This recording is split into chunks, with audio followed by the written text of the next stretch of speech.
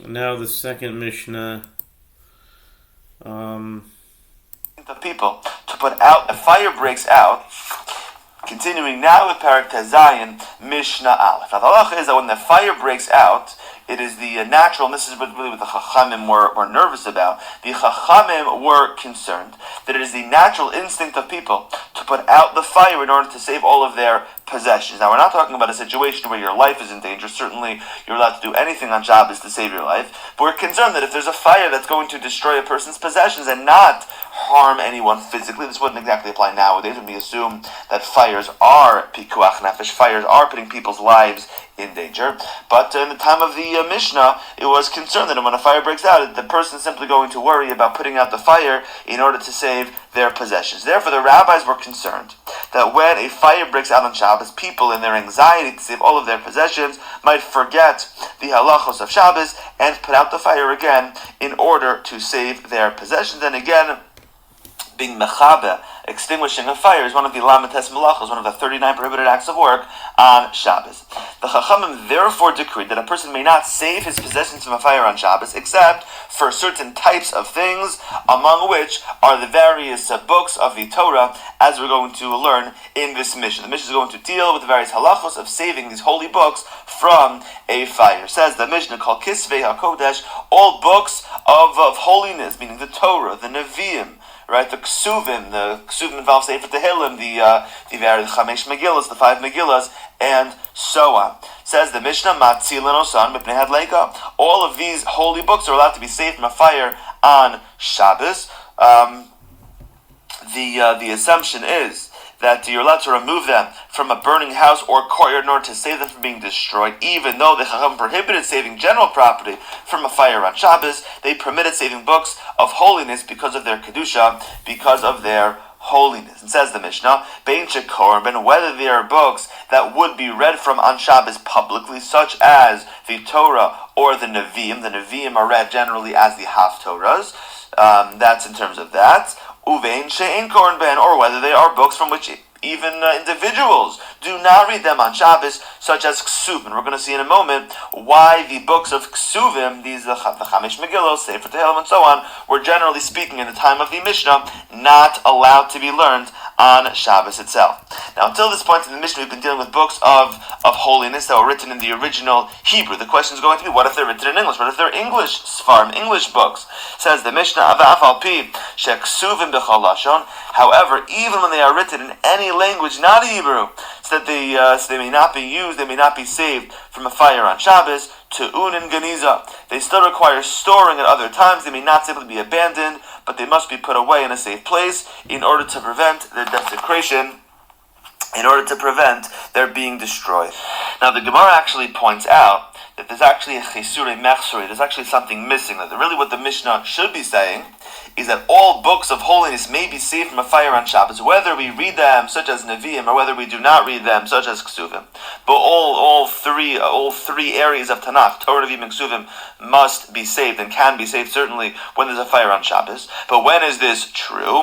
When they are written in Hebrew. However, when they are written in other languages, they may not be saved from a fire on Shabbos. That is what the Mishnah seems to be missing based on the Gemara in Maseches Shabbos.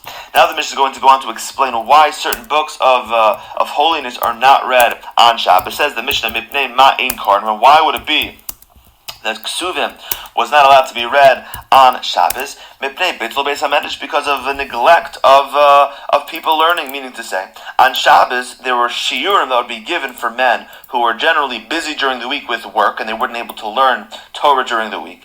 And in these various classes, in this shiurim, they would be taught many halachos regarding life, of living the life of a Jew.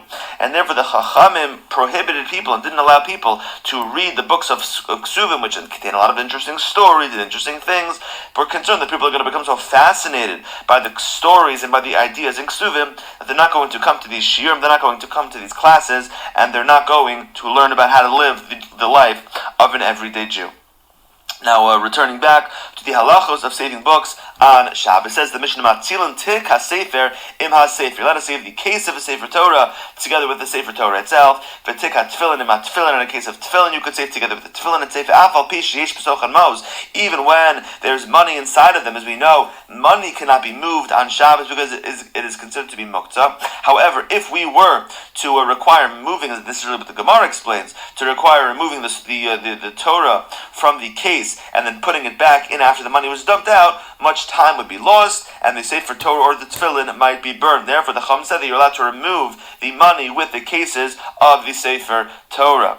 Continuing in the Mishnah, so to where may we save them, to what place may we transfer these holy books in order to save them? To an alley that is not open, meaning to say, even to an alley that has walls on three sides and the fourth side is closed by just one lechi, by just one post. Normally, as we're learning Mesechus Eruvin, in order to make an eruv to allow you to go from a chatzer to an alleyway, you need to have an eruv chatzeros, which requires both like a doorpost, which requires two posts and then one bar on top. So we're saying here that even if there's only one, you can still do it. We're not going to be strict because we want you to be able to save these Sfarim. However, Ben Beseira says, no, even to an open alley, even to an alley that is no post at all, even if there's not any Erev Chayseres whatsoever, then there too, you would be allowed to move them there, because again, we're going to be lenient, we're going to be makil, but as the Bartanur points out, the halacha is not like the opinion of Ben Beseira.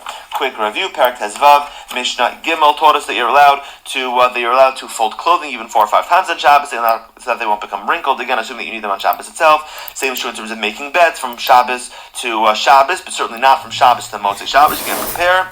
Then we have the opinion of the discussion, what happens if Yom Kippur falls on Friday. So Rabbi Shmuel said that you're allowed to fold clothes and make beds on Yom Kippur.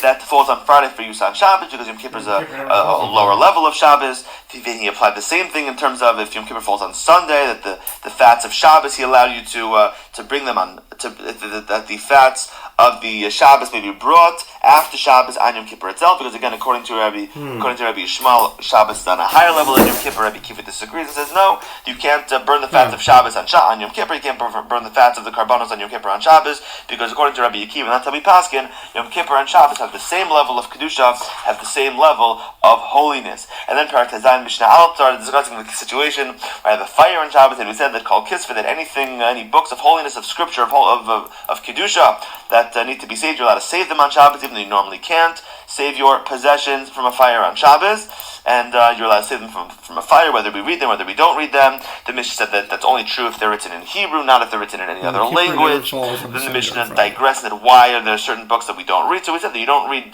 generally the books of Ksuvim on Shabbos because of Bittul Beis HaMedrash, because people needed to come to the study hall, to the Beis Medrash, to learn Torah, and to hear the shiurim, the classes from the Rabbeim about life, about the halachas of daily living, and people were concerned that people are going to be fascinated by those stories and not come to those important classes.